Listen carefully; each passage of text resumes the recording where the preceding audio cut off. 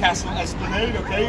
I'm Richard. I'm going to be a tour guide now for the better part of the next 90 minutes or so. Are we all doing good? Yes. Fantastic, right? You sound absolutely delighted and excited to be here. How are we all doing good? There we go, right. You're only going to see a tourist destination that's been booked out for the next 3 weeks solid, right? Thank you for doing it online. Thank you for doing it with us. Nonetheless, if you have any questions on the tour today, feel free to come and ask, okay? I may look like an extra from Outlander, but I'm perfectly approachable, alright? We go up to the Esplanade, guys. I'll give you a little introduction on what Edinburgh Castle is all about.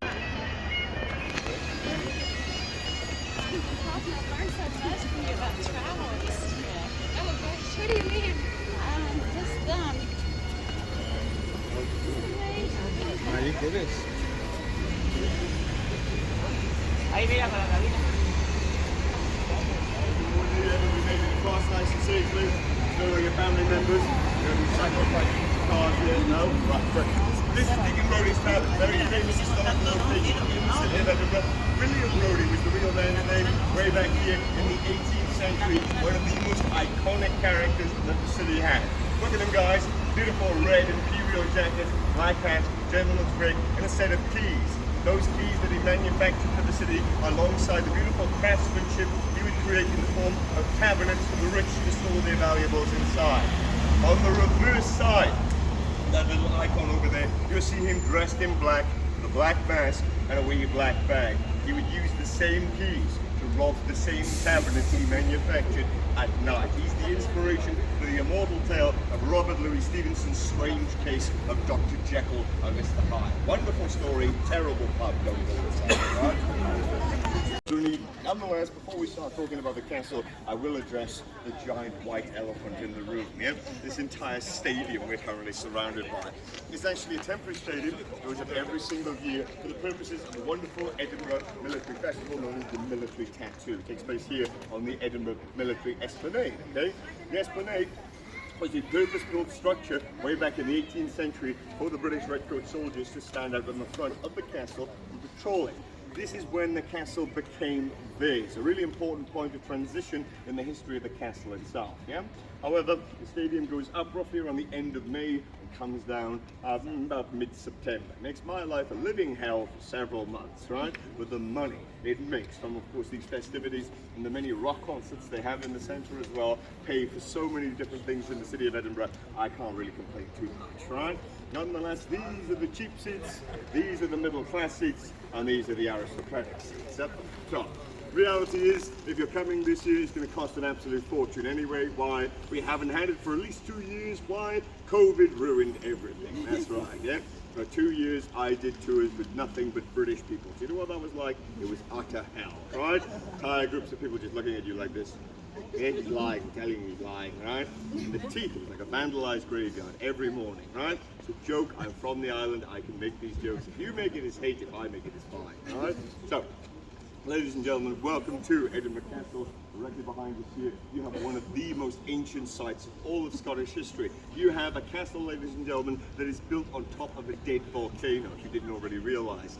350 million years ago, that volcano was active. It no longer is, otherwise we would be running that way right now, not having a tour on top. So, it's not the only one. Some of you may have already climbed off the seat. Anybody? And nobody, you bunch of no, right? I understand it's relatively hot recently, yeah?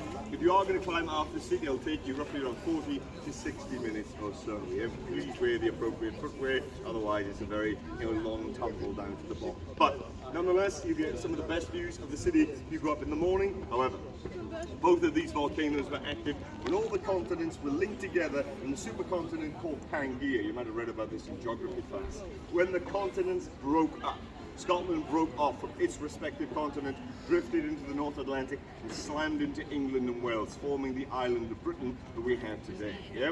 Scotland was originally attached to the North American plate alongside the Appalachian mountain chain. Highly ironic considering the amount of Scots and Ulster Scots that would later settle in the Appalachian mountain chains, all wandering around going, something familiar about this, yeah? If you come from somewhere like Kentucky, trust me, you're closer to home than you might think. But nonetheless, the volcanoes would die, covering the area in volcanic sediment. We're talking kilometers high. So where's it all gone today? Well, an enormous ice glacier in the last ice age, which shunted all away westwards. However, when it hit the Black Basalt Rock, it cracked, carving around the rock, leaving a 1-mile trail. Hence the Royal Mile. Edinburgh is physically carved out by Mother Nature herself, which is rather incredible, I think, anyway. Yeah? It also makes this particular structure one of the most appropriate settings to build a fortress, because you can only attack it with infantry in this general direction. Quite smart, right? But it's not completely and utterly invulnerable. Yeah, we'll learn about how you can get into the castle a few other ways as well. Yeah, my colleague Eduardo just over here has our tickets. Thank you very much.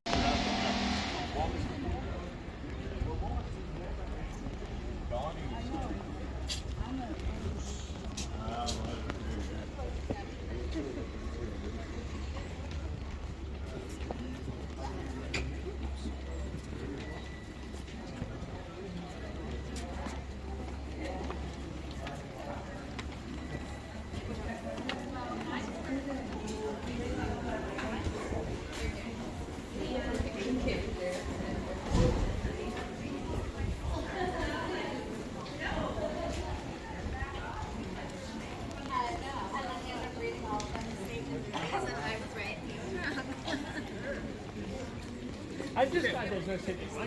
That's fine. But yeah.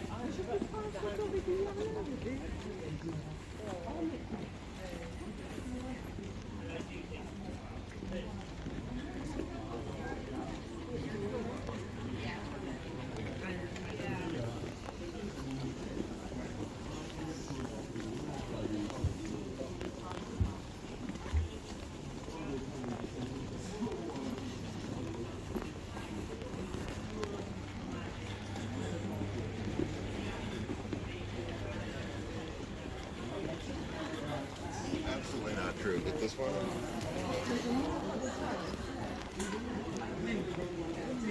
Si puede ser, se puede ver también en la parte de arriba, buenísimo.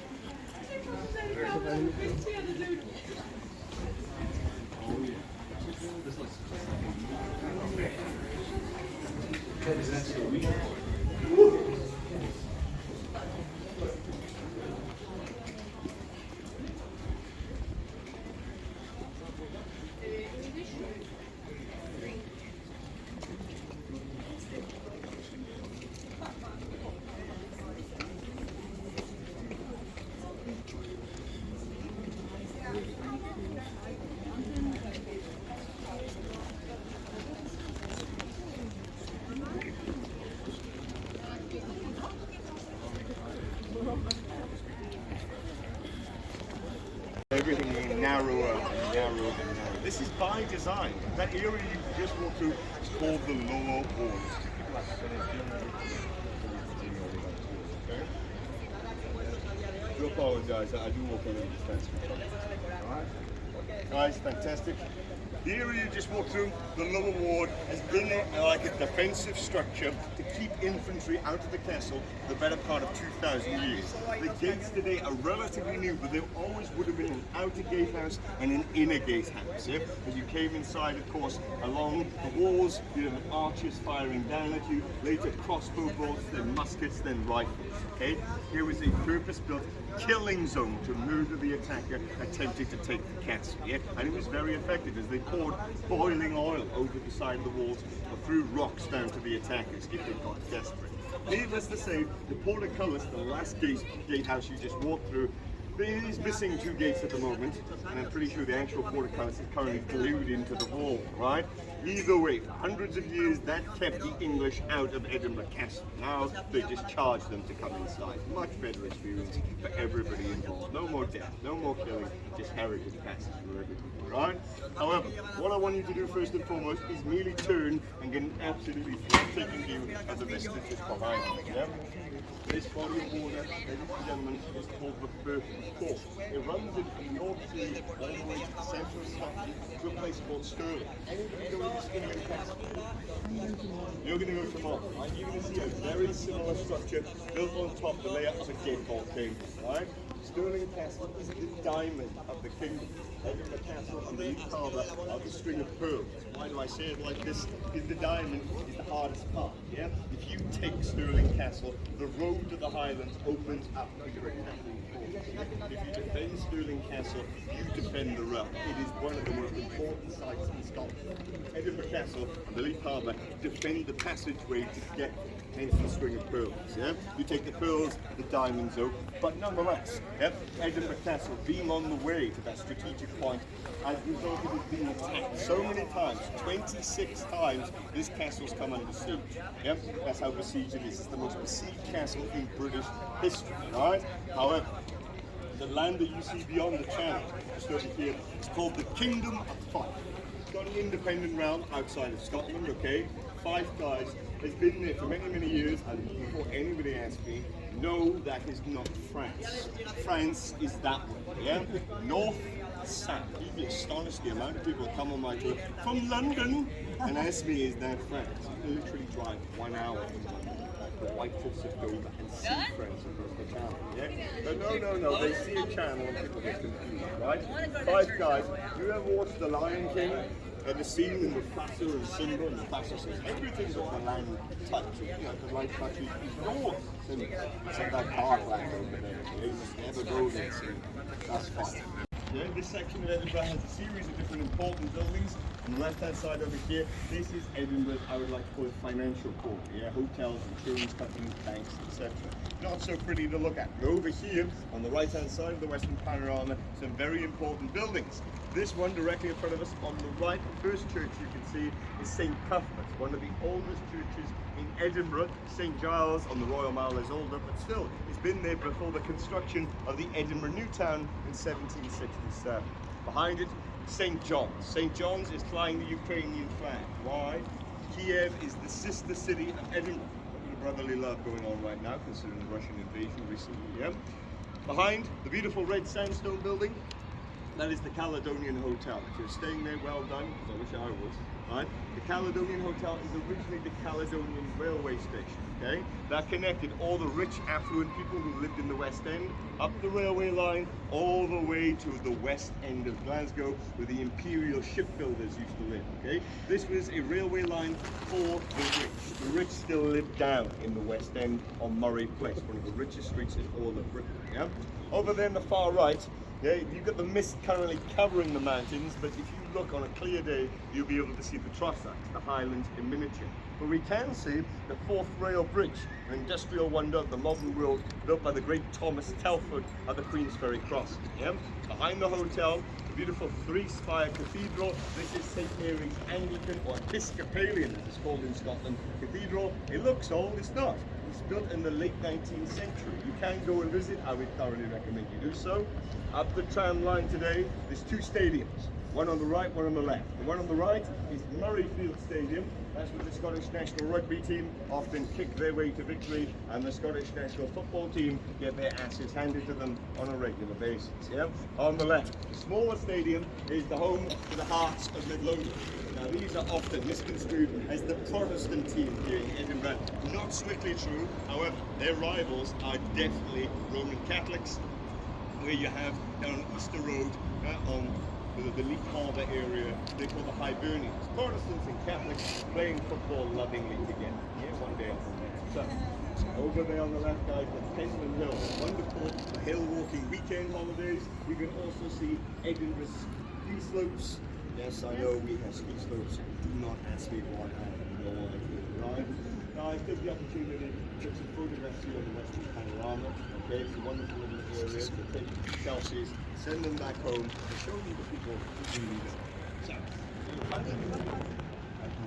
So, and a very practical, purpose inside the castle, especially in World War I and World War II, where injured veterans were brought back from the front, brought here to be healed up to health, especially if they were from the Royal Scots Dragoon Guards or the Royal Scots Regiment. They're headquartered in the castle still to this very day. But in World War II, there was an added feature to the structure, and that was a prisoner of war area for the Germans shot down over the city of Edinburgh during their bombing raids. Okay, in 1939, the city of Glasgow and Belfast were prioritised by the German Luftwaffe because they were producing the boats of the British Navy. All right, so Those two cities pounded hard, but the city of Edinburgh would receive the secondary drop when the planes would come back over northern Britain to fly back to northern Germany. So whatever sort of shells they had, they would drop on the city.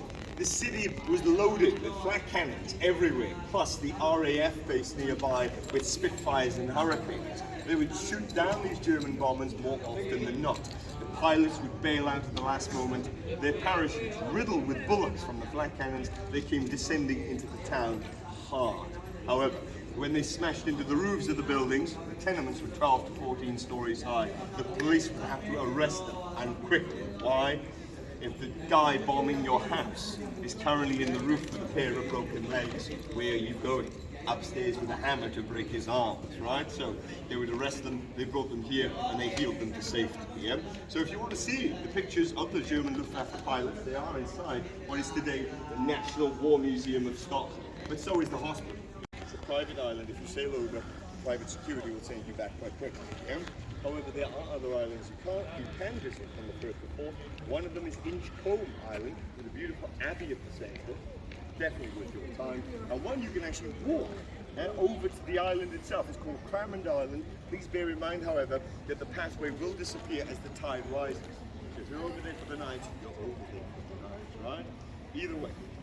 Nonetheless, I like to think of this particular island as the Alcatraz of Edinburgh. For those of you who ever go to San Francisco, don't tell me that doesn't look like Alcatraz. Right? Very much does. But nonetheless, guys, Edinburgh Castle is full of military structures. They're everywhere, right? And being a military garrison, this is hardly surprising. One is just over here, in front of us, 1742 it's built. This is the governor's house, okay? This was a real military position inside Edinburgh Castle. When the Jacobites rose up in 1745 and Bonnie Prince Charlie attacked this structure, this was the governor leading the defense of the structure itself.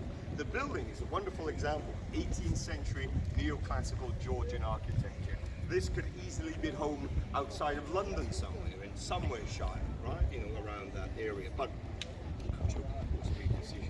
nonetheless, the structure gives you an insight as to how Edinburgh Castle is more of a modern fortress, Georgian and Victorian in style, than it is a medieval castle. Those of you going to Stirling, you will see a more early modern and medieval structure, although they are very similar. But nonetheless, this is the one building, ladies and gents, you will not be allowed to go inside, because it's the governor's house, right? He still lives there, not the original one. The modern one is more of a constitutional role. He'll come out, he'll shake your hand, he has the big ostrich feather hat, but it's all symbolic, right? There's not real any particular, you can't just start ordering the 200 troops who live inside the castle. There is a military committee and pecking order, shall we say. But it's also the officers' mess, yeah? So the British Army officers, after a hard day of drinking gin, ordering their troops, they start, drinking whiskey, playing cards. This is where they do it, right? I don't know. I never was probably the most recent, or maybe just give after the 1920s, yeah? But the castle itself has a few remaining medieval structures, yeah? One of them survives in the Great Siege of 1314, yeah? The height of the Scottish Wars of Independence. William Wallace would lead a rebellion against the English King Edward I's occupation of the country. Way back in 1296, he would be successful at the Battle of Stirling Bridge. 1 year later, he would be devastated at the Battle of Falkirk, beaten severely. And of course, up into the mountains, the Highlands, to fight a guerrilla warfare campaign. Eventually, betrayed by a member of the Scottish nobility, he was sold over to the English, King Edward I. His punishment was to be hung, drawn and quartered, the only probably accurate part of Braveheart, ladies and gentlemen. To give you an insight as to how horrific this is, this gentleman here has kindly volunteered to be hung, drawn and quartered, right? You hang a man till he's nearly dead, yeah, come on, do the actions, alright, and then you cut him down, yeah, then you put his arms and legs, you tie them to cart horses, no, outwards like a play, right? They pull, and obviously they come out of the sockets, each and every limb. So then he can't defend himself. So we cut him open, the buttons, take him down with a knife. No, you don't. We're not doing it down visually, right? Cut him open, remove the intestines and burn them on a big pot of boiling oil whilst they're still attached. Then we cut off each and every limb, including the testiculars, right? And we finish with the head. The most skilled and talented executioner have the victim alive when they take off the head. Yeah, William Wallace was alive when they cut off his head. Guys, give the man a round of applause. He's now missing tickets. All right, so, you have a girlfriend number 2? Right? No, sorry. They're gone now, yeah? But, nonetheless, Wallace is dead. They hammer his hand on the Merked Cross at Berwick-upon-Tweed, the old capital of Scotland. Yeah, exactly. Nail through it so all can see. How do you think the Scots react? Not very well. Yeah? They raise another rebellion, this time led by the young Prince Robert the Bruce, who would one day become king of his country. However, the Bruce has a problem. There's another claimant. Yeah? A man called John. Yeah, so I forgot his name for a second. Not John Balliol, that's the old king. Yeah? John Comyn. Sorry, sometimes it does slip my mind. Him and John Comyn have a joint claim to the kingdom. Okay? So they decide to arbitrate their dispute in a small monastery surrounded by monks on the border between England and Scotland. Both of them arrive with long knives in their socks. How do you think well this goes? Not very. They try to stab each other to death. Robert the Bruce is more successful, stabbing his opponent several times, leaving him bleeding on the convent floor with the monks just stood in the background like this. Yeah? He's excommunicated rather quickly from the Roman Catholic Church. However, the Bruce is on the rampage, going around Scotland burning towns. Why is he burning his own towns? He's creating a policy of scorched earth across the country. If the English can't occupy a town because it doesn't exist, they can't extract anything. They can't use the population that are now largely. Not to be confused with Holyrood Palace at the bottom of the Royal Mile. That's the home of Her Majesty the Queen when she comes to Scotland, right? Nonetheless, this palace did have royals that used to formerly live inside. Yeah? In fact, they would often live over here. There's a big gap today where David's Tower used to be located, over 30 feet in height. It was part of the palace. All the remains today are the catacombs below, located right next to the toilets. Both of them are clearly labelled, toilets and David's Tower. Do not confuse the two, right? I'm surprised the amount of men I see every single day looking for a urinal in, David's Tower. But many of them. So there would have been a town right here, and now it's gone, yeah, because it was destroyed with Elizabeth I's cannon, yeah, way back in the Lang Siege. A lot of the castle has been rebuilt, yeah, and some of it incredibly recently, less than 100 years would pass, but this building would go up.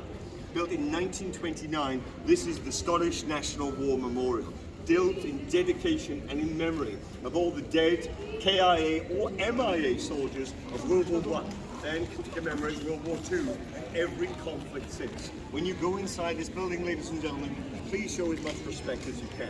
Why? People come crying out of this building. There's large tomes of books dedicated to the dead. Yeah? So, I'm talking about Iraq and Afghanistan as recently as that. Yeah?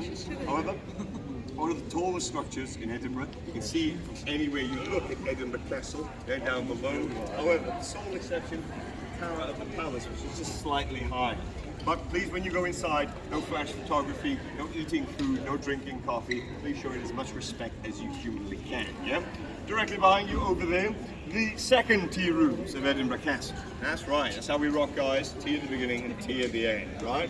This one you can also buy champagne and whiskey in as well. Again, it's 12 o'clock somewhere, right? Built in 1710, these are the Queen Anne buildings, always functioning in some way, shape or form as kitchens or supply rooms right next to the Great Hall. The hall, guys, one of the few medieval, or shall we say early modern structures still standing, built in 1513. Very little of it remains original. Why? Our friend Oliver Cromwell, the English Republican, gutted the interior. He had his men at least gutted the interior and turned it into a barracks for 300 of his new model army soldiers. Yeah? However, the structure was originally built by the Renaissance king, King James IV. Those of you going to Stirling Castle will see an identical structure, yeah, but a beautiful orange. Both of them are built by the same king under his reign. James never enjoyed a single sandwich inside that building.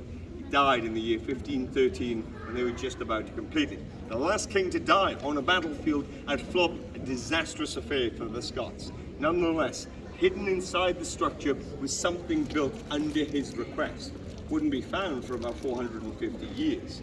This is after Cromwell's troops gutted the interior and after it's restored by a very talented French architect called Hippolyte Blanc in the 19th century.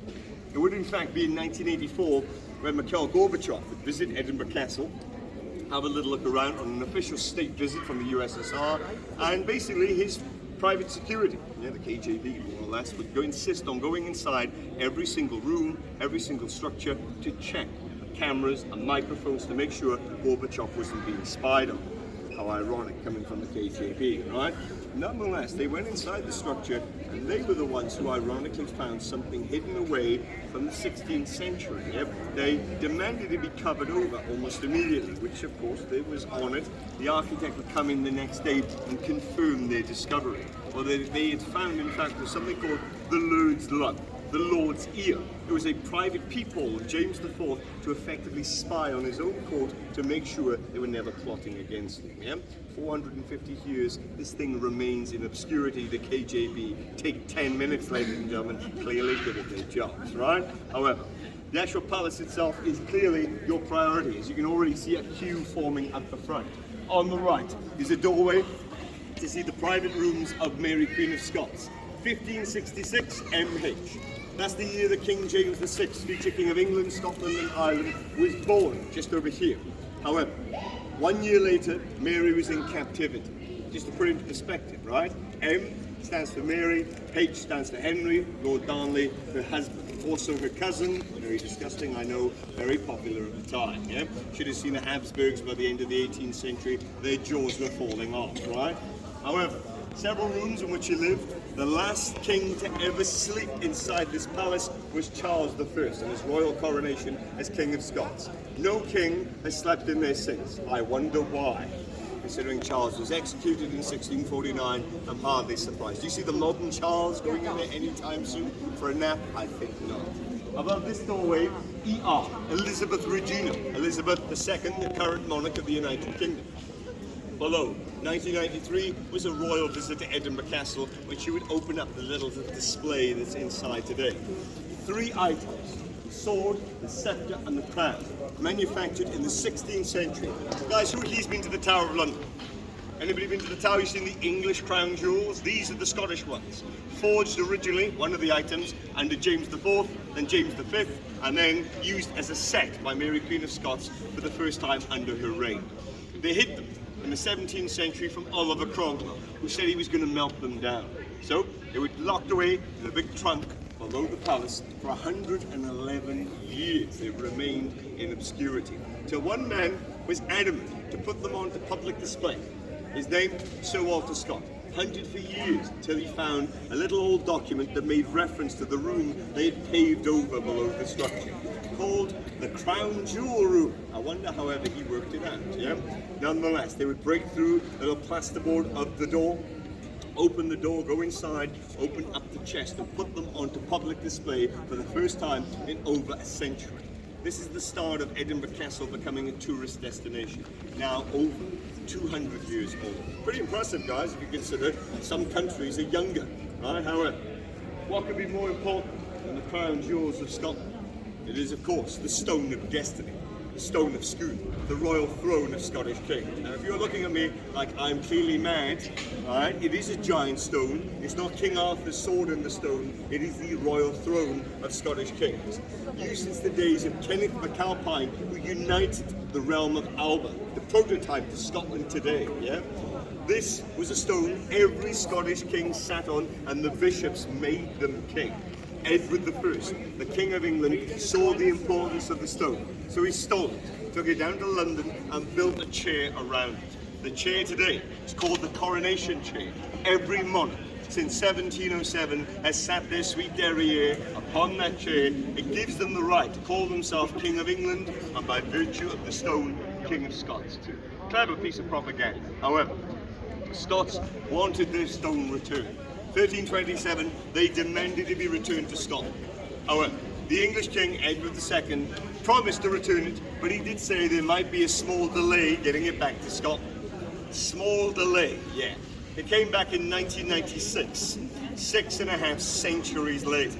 This was after 4 students broke into Westminster Palace on Christmas Day 1950, stole the Stone of Destiny from the seat, dropped it halfway through, broke it into 2 separate pieces, put it in the trunk of their car, drove from London to Glasgow, got a local Scottish stonemason to fix the stone back together, a man called Robert Gray, one of the founders of the Scottish National Party, yeah? Then kept it in their flat for months on end, sitting on it, watching news reports of the stolen Stone of Destiny, eating cornflakes and then spaghetti, right? Eventually they had to give it back, right? They left it outside Arbroath Abbey, wrapped in a Scottish saltire flag. The police recovered it and returned it to England the same day, back to London. Yeah? But in 1996, one man finally returned it to Scotland. Britain's most boring man, John Major. I remember John, former Prime Minister of the United Kingdom. A man so boring, he ran away from the family circus to become an accountant. If you don't believe me, you can look that up, right? However, John needed electoral support in the form of votes the following year. So, returning the stone, he thought might win him that election. Not only that, he returned it under one condition. If there is a new monarch of the United Kingdom, the stone must be taken back to London, placed inside the seat so the ceremony can take place. Whoever replaces Elizabeth. Yeah, she's now on her platinum jubilee, ladies and gentlemen. Elizabeth is going nowhere, right?